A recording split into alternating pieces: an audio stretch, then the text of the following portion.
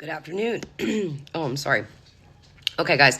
So I've been asked to do kind of like a Q&A for potential clients and for clients. So I figured I would go through a couple of my blog posts because I do have things posted on the blog on the website that could answer most of your questions. But I'm going to go through a couple of the blogs here this coming week, and do a video on each of them and answer as many questions as I can. Okay. So first, I'm going to the blog post. It's your ultimate boudoir session checklist, everything you need for a successful shoot.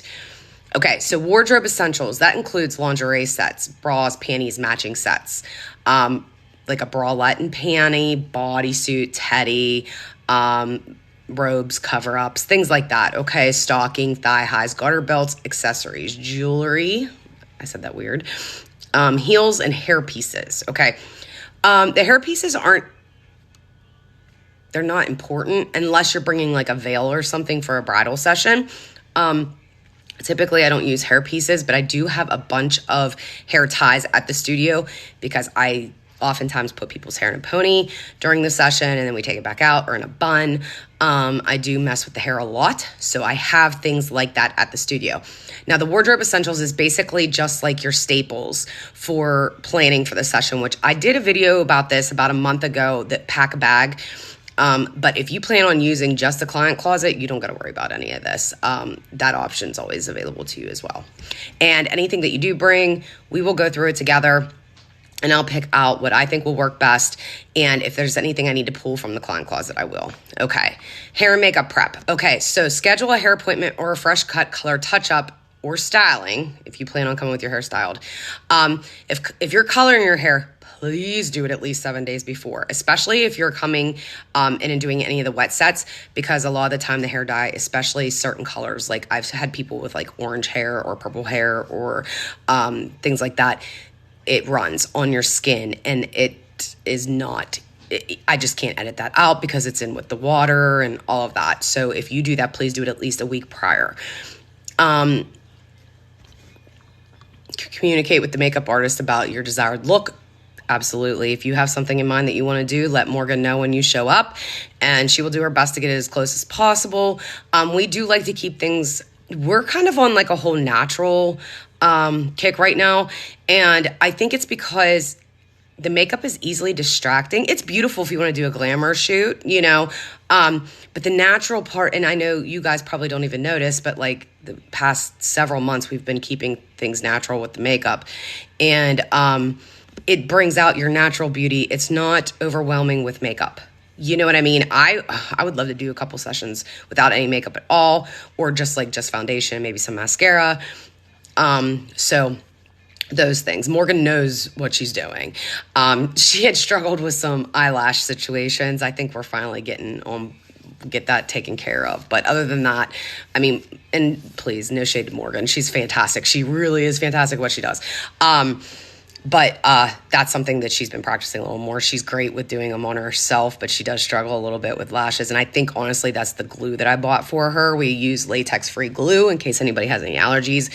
And I don't know that it necessarily works as well as some of the other glues do. So that's probably my fault more than hers. But she is going to practice a little bit more on me and see if she can get it down with that glue. Skincare and beauty prep. Exfoliate and moisturize your skin to ensure a smooth and glowing complexion. Absolutely do that. Avoid excessive sun exposure or tanning beds to prevent unwanted tan lines. I'm not opposed to tans. I love tans. I don't hate tan lines either. I think they're hot. But any extra editing to get your skin to match up it's not easy to do. And be careful too if you do a self-tanner, because sometimes that leaves the skin orange. I don't hate self-tanner. A lot of boudoir photographers hate it. I don't. But if you have streaks and things, I'm not going to be able to remove that. So just be very, very careful. Excuse me. I'm starting to get hiccups. I apologize. Okay. Drink plenty of water and get plenty of rest in the days leading up to your shoot. Absolutely. You want your skin hydrated. Okay. Wax or shave any areas you prefer to be hair free before your session. If you're going to do a wax, I suggest at least 3 days before. So that way, if you do get red or irritated, that will go away by the time of your session.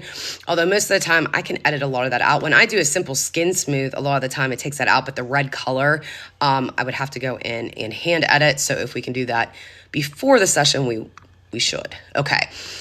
Pre-session prep. Communicate with us about your vision, preferences, and any concerns. That's why I send out the questionnaire now. But like I said, everyone has my phone number, so you can reach out to me at any time. Let me know what you're thinking. We'll plan. I'm not against anything, so absolutely voice whatever you want. This is your session. I'm just here to take your photos. Pack your wardrobe, pack your wardrobe, options, accessories, and beauty essentials in a suitcase or bag for easy transport. We already did that video about packing your bag. Arrive at the studio or location with plenty of time to spare to ensure a relaxed and stress-free session. Okay, so Morgan and I are ready at 10 a.m., unless otherwise stated. So if you show up at like 9:45, just give yourself those few minutes before you come over to the studio. And the only reason I'm saying that is because we are doing last minute things to prep for you to come in. So most of the time, especially in the Pittsburgh studio right now, I am cleaning before each session. So it takes me, by the time I actually get down there, I have like maybe an hour between me getting there and the client showing up. So I got to get as much done as I can. So we're always ready for you at 10. Please allow yourself enough travel time to the studios. If you are excessively late, like I don't mind people being late, like 10, 15 minutes late, that's fine.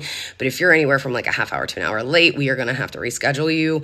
That's just because we are on schedules as well with like picking up kids from school and things like that. Okay. So if you're anything longer than a half hour, we would have to reschedule you. And I'm sincerely sorry for that. Talk to yourself. Give yourself that boost. Do not do negative self-talk before you come to your session. That just adds to the fear and, all of that. If you're sitting there telling yourself you can't do this or you're going to look horrible, trust me, from my session yesterday, that should be proof enough. And I know you guys did not see her, but Morgan and I had this conversation yesterday, like by far the most scared person I've ever seen in 5 years, by far. I really honestly wasn't sure she was going to go through with it. I had never seen anybody that scared in all my life. So do your best to get your energy level up and get excited for this, because the difference between who she was when she walked in and when she walked out is literally night and day. Like she did a complete 180, enjoyed her experience, and loved her photos. And that just, it blesses me so much. Okay. Keep reminding yourself, you are beautiful. And I promise you, I got you, okay? And when I even told her that, I got you. Okay, so after the session, you communicate with our team about your preferences for image selection, editing, and delivery. Okay, so I have a specific way I do that, but if it does not work for you, just let me know and we'll figure something else out. Take time to review and savor your images, celebrating your beauty and confidence captured on camera. Share your images with friends, loved ones, or on social media if you feel comfortable doing so, and that is a big if you feel comfortable with it. Consider scheduling a follow-up session or booking a future shoot to continue celebrating your journey of self-love and empowerment. We have a lot of people that do that, and that is definitely individualized. Preparing for a boudoir session is all about attention to detail, self-care, and confidence building. By following this comprehensive checklist and taking the time to prep both physically and mentally, you can ensure a successful and empowering experience. That's what we're here for.